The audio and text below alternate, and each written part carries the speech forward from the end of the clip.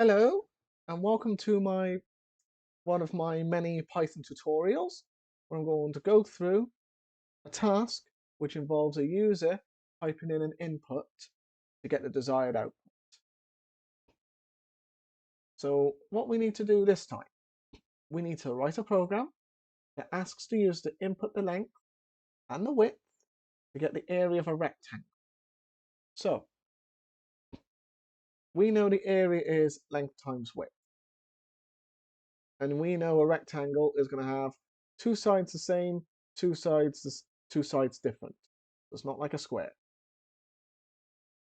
So what we can do here, we know the area is going to equal length times width. And you can see what happened there is length and width, they're both red. And the reason being is because we've not got a variable. So this is why it's important that we declare two variables, length equals.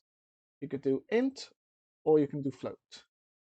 We'll do float, input, brackets, shift and 9 for 2, and enter the length. And because I've made a length variable, the length doesn't have the red line in it, but width does. So as soon as we write the width, equals float input, brackets, we go. The width, you can see straight away, the red line is gone. So we could say enter the width. So then what we need to do is we need to do a print statement. Print, shift and 9 for brackets, shift and 2. So the area of a rectangle. And then what we do here, like we've done with variables, is you would need a comma to separate the variables from the quoted from the words that have been quoted. So then we just put area. Then we press run. I'm going to enter 5.4 times up by 3.2. And that's a result of 17.8. But let's have a little bit of fun with this because we can do plenty more. So let's say I want to do 2.43 times by 6.78. You can see you've got a load of numbers there. A load of numbers after the decimal point. So what we can do is we can do print. We're going to do the same thing here. Area of a rectangle, exactly the same. Up to the comma.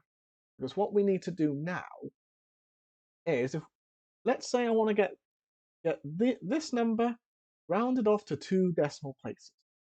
So this is how we do it. You would type round, set of brackets, then we will type in the variable, which is area, and then we do another comma for 2 decimal places. So let's try those numbers out again.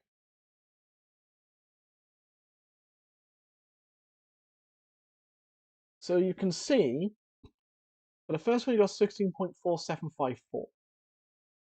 Second one you got 16.4, and then you'll see it's 8. Because if this number is 5 or more, it's going to go up 1. Hence why we got 16.16.48. Okay? Let's say I wanted to type a different number in, like 5.43, 2.23. You can see the 10 0, third one's an 8, so that has just gone up to 11.